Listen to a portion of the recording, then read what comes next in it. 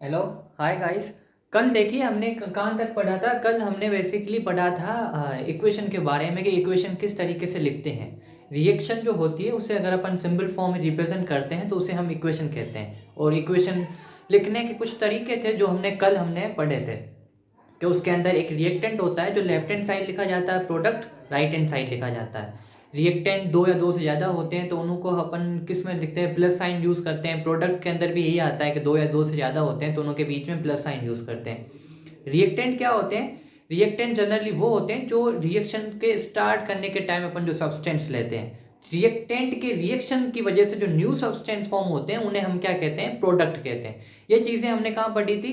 कल वाली क्लास के अंदर पढ़ी थी। अब आज हम आगे कंटिन्यू करते हैं केमिकल रिएक्शंस को ही। एक हमारा टॉपिक है वर्ड इक्वेशन। अब ये वर्ड इक्वेशन क्या है?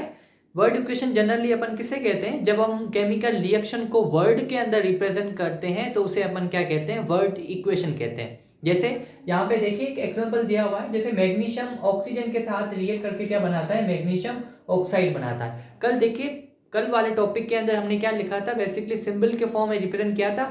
मैग्नीशियम की जगह हमने क्या लिखा था, Mg। ऑक्सीजन की जगह क्या लिखा था, O। वो क्या बना रहा था, MgO बना रहा था। वो हमने सिंबल के फॉर्म के अंदर रिप्रेजेंट किया था। अगर हम रिएक्शन को सिंबल की फॉर्म के अंदर नहीं, वर्ड की फॉर्म के अंदर रिप्रेजेंट करते हैं तो उसे हम क्या कहते हैं, वर्ड इक्वेशन कहते हैं। अब देखिए वर्ड इक्वेशन के अंदर सबसे बड़ी देखो ड्रॉबैक्स ये होती है, हमें ये नहीं पता चलता कि जो एलिमेंट है वो किस फॉर्म के अंदर है। अब आपको ये नहीं पता चला है कि Mg किस फॉर्म के अंदर है, सिर्फ Mg प्योर फॉर्म के अंदर है, Mg2 फॉर्म के अंदर है, O2 फॉर्म के अंदर है। तो ये इसकी ड्रॉबैक है, वो हमें नहीं पता चलती, तो इस वजह से अपन वर्ड इक्वेशन यूज नहीं करते। तो सिंपली हमारा टॉपिक बस यहाँ तक है कि अगर हम रिएक्शन को वर्ड के फॉर्म में रिप्रेजेंट करते हैं तो उसे अपन क्या कहते हैं, वर्ड इक्वेशन कहते हैं। जैसे यहाँ पे एग्जांपल है, magnesium react with oxygen to form the magnesium oxide. और यहाँ पे हमने क्या किया, सारी की सारी चीज़ों को वर्ड के अंदर रिप्रेजेंट किया है।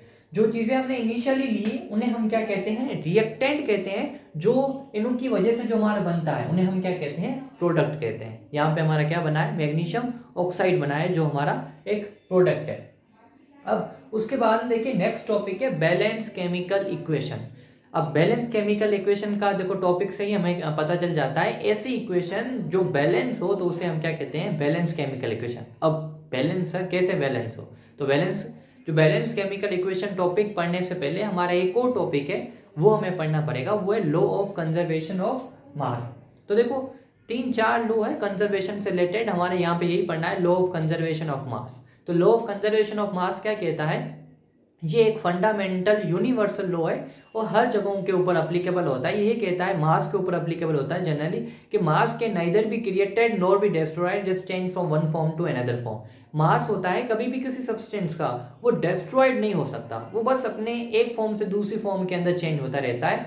जो जनरली ये इसका लॉ ऑफ कंजर्वेशन ऑफ मास की डेफिनेशन है। मगर हम हमारी केमिस्ट्री के अंदर ही इसे यूज कर रहे हैं, तो केमिकल के अंदर या हम केमिस्ट्री के अंदर हम इसे जनरली थोड़ा मॉडिफाइड कर कर बताते हैं कि law of conservation of mass chemical reaction के अंदर इस तरीके से एप्लीकेबल होता है कि एक रिएक्शन के अंदर ना तो मास क्रिएटेड होता है ना तो वो डिस्ट्रॉयड होता है। जो मास रिएक्टेंट का होता है वो हमेशा प्रोडक्ट के मास के इक्वल होता है। जैसे सपोज कीजिए अगर रिएक्टेंट के अंदर हम दो या दो से ज़्यादा एक सब्सटेंस ले रहे हैं जिसका मास अगर अपन 40 ग्राम ले रहे हैं, तो जो प्रोडक्ट अपन का बनेगा उसका भी मास कितना होगा, 40 ग्राम होगा। क्यों? क्योंकि रिएक्टेंट और प्रोडक्ट के अंदर जनरली एक रिएक्शन के अंदर ना तो न्यू मास बनता है ना हमारे पीछे वाला मास डिस्ट्रॉयड हो जाता है। जो मास होता है वही हमारे रिएक्टेंट वाला प्रोडक्ट के अंदर चेंज हो जाता है। तो हमने यहाँ पे ये लिखा है कि एक केमिकल इक्वेशन के अंदर, एक केमिकल इक्वेशन के अंदर बेसिकली टोटल मास होता है रिएक्टेंट का, वो इक्वल होता है टोटल मास प्रोडक्ट के अंदर। जो आपने रिएक्टेंट के अंदर मास लिया है उसका टोटल मास प्रोडक्ट के टोटल मास के हमेशा इक्वल ही होता है। तो इसे अपन क्या बोलते हैं, लॉ ऑफ कंजर्वेशन ऑफ मास, कि जो आपका रिएक्टेंट का मास वो प्रोडक्ट के मास के इक्वल है। तो यही कहते हैं कि क्यों, क्योंकि मास को ना तो अपन तोड़ सकते हैं और ना ही इसको डिस्ट्रॉय कर सकते हैं, यही कारण होता है। अब ये वाला जो कॉन्सेप्ट है ये हमारे केमिकल इक्वेशन के ऊपर अप्लीकेबल होता है। इसी कारण हमारी इक्वेशन के अंदर हम इक्वेशन को क्या कर सकते हैं, बैलेंस कर सकते हैं। अब बैलेंस क्यों कर सकते हैं, ये वाला लॉ किस तरीके से अप्लीकेबल होता है, आपको पता है जो मास होता है वो नंबर ऑफ एटम से ऊपर रिलेटेड होता है। अगर नंबर ऑफ एटम दोनों तरफ एक ही होंगे तभी क्या होगा, मास इक्वल होगा। जब नंबर ऑफ एटम एक दोनों तरफ इक्वल होते हैं तब मास इक्वल होता है। और उसी केमिकल रिएक्शन को अपन क्या कहते हैं, बैलेंस केमिकल इक्वेशन। तो बैलेंस केमिकल इक्वेशन किसे कहते हैं, ऐसी इक्वेशन जिसके अंदर नंबर ऑफ एटम रिएक्टेंट के अंदर और प्रोडक्ट के अंदर इक्वल हो, तो उसे अपन क्या कहते हैं, बैलेंस केमिकल इक्वेशन कहते हैं। और क्यों होते हैं, उसका रीजन है law of conservation of mass. Law of conservation of mass के कारण ही रिएक्टेंट के नंबर ऑफ एटम होते हैं एलिमेंट्स के, और number of atom of element of product के इक्वल होते हैं। और जब हमारे लेफ्ट हैंड साइड मतलब रिएक्टेंट के एलिमेंट और प्रोडक्ट के एलिमेंट या एटम इक्वल हो, तब उस कंडीशन को हम क्या कहते हैं, बैलेंस केमिकल इक्वेशन। मतलब ऐसी इक्वेशन जो कंप्लीटली बैलेंस है। और क्यों हो पाई, law of conservation of mass के कारण हो पाई, क्योंकि दोनों तरफ अब मास भी कितना होता है, इक्वल होता है, क्योंकि मास ना तो डिस्ट्रॉयड होता है ना तो न्यू फॉर्म होता है। अब देखिए यहाँ पर एक एग्जांपल दिया हुआ है कि किस तरीके से बैलेंस केमिकल इक्वेशन होती है। देखो यहाँ पर हमने क्या किया, जिंक को सल्फ्यूरिक एसिड के साथ रिएक्ट करवाया, तो हमारे पास दो प्रोडक्ट बने, एक जिंक सल्फेट और एक हाइड्रोजन गैस बनी। अब क्या ये इक्वेशन बैलेंस है, नहीं, तो हमने इसको सिंबल के फॉर्म में रिप्रेजेंट किया। मैंने zinc react with the sulphuric acid, sulphuric acid का फॉर्मूला क्या होता है, H2SO4, और उसने क्या फॉर्म किया, जिंक सल्फेट प्लस हाइड्रोजन। अब यहाँ पे देखिए रिएक्टेंट के अंदर आपको नंबर ऑफ एटम को कंसीडर करना है या मास को कंसीडर करना है। आप दोनों तरफ मास को कंसीडर कर कर भी बैलेंस केमिकल इक्वेशन को वेरीफाई कर सकते हो, या नंबर ऑफ एटम को दोनों तरफ कंसीडर कर कर भी केमिकल इक्वेशन को वेरीफाई कर सकते हो। क्योंकि नंबर ऑफ एटम और मास का एक रिलेशन होता है, जो बेसिकली अगर इन दोनों में से अगर अपन किसी भी रिलेशन को अप्लाई करते हैं तो वो सही माना जाएगा। तो यहाँ पर हम जनरली क्या करते हैं, नंबर ऑफ एटम को ही दोनों तरफ देखते हैं। मास को अगर अपन देखेंगे तो वो थोड़ा प्रोसीजर लेंदी हो जाएगा, इस तरीके से अपन नंबर ऑफ एटम को ही देखते हैं।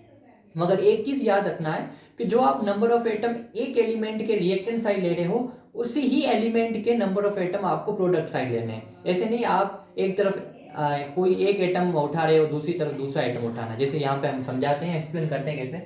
जैसे यहाँ पर देखिए हम रिएक्टेंट तरफ देखते हैं, ये हमारा लेफ्ट हैंड साइड क्या कंसीडर की जाती है, रिएक्टेंट कंसीडर की जाती है। राइट हैंड साइड क्या कंसीडर की जाती है, प्रोडक्ट कंसीडर की जाती है। अब देखिए यहाँ पर रिएक्टेंट के अंदर जिंक है, हाइड्रोजन है।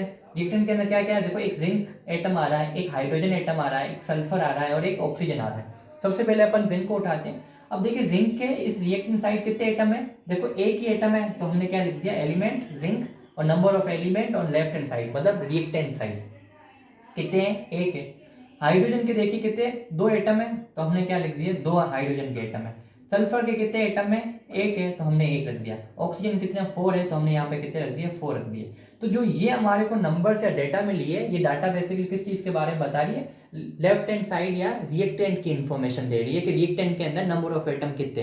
अब हम फाइंड करेंगे प्रोडक्ट के अंदर नंबर ऑफ एटम कितने। यहाँ पर देखिए जिंक का कितने एटम है प्रोडक्ट के अंदर, एक है। सल्फर का कितने हैं, सल्फर के बेसिकली एक है, तो हमने सल्फर के कितने लिख दिए, एक लिख दिए। हाइड्रोजन कितने, दो है प्रोडक्ट के अंदर, तो हमने हाइड्रोजन दो लिख दिए। ऑक्सीजन कितने, 4 है, तो यहाँ पे ऑक्सीजन हमने कितने लिख दिए, 4 लिख दिए। तो हमने जो डेटा हमने दोनों, अब हम दोनों डेटा को मैच करेंगे कि नंबर ऑफ एटम रिएक्टेंट के अंदर कितने हैं, number of atom of different element product के अंदर कितने हैं। देखिए रिएक्टेंट के अंदर भी जिंक के एटम कितने, एक है, प्रोडक्ट के अंदर भी जिंक के एटम एक है। हाइड्रोजन का कितना एटम है, दो एटम है, और प्रोडक्ट के अंदर भी कितने एटम है, दो एटम है।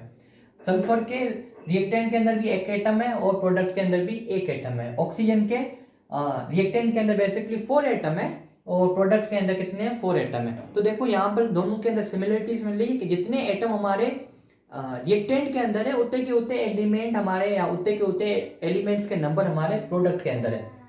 अब हम इस इक्वेशन को क्या कहेंगे, बैलेंस केमिकल इक्वेशन कहेंगे, क्योंकि हमारे number of atom of reactants किसके इक्वल है, number of atom of product के इक्वल है। यहाँ पे चीज आपने नोट की, हमने अगर जिंक अपन उठा रहे हैं रिएक्टेंट साइड, तो अपन को प्रोडक्ट साइड भी अपन को क्या उठाना है, जिंक उठाना है। तो यही चीज मैं कहना चाह रहा था कि अगर आप किसी एक एटम को रिएक्टेंट के अंदर कंसीडर करते हो, तो आपको प्रोडक्ट के अंदर भी उसी एटम को ही कंसीडर करना है, उसी एटम के ही नंबर को कंसीडर करना है।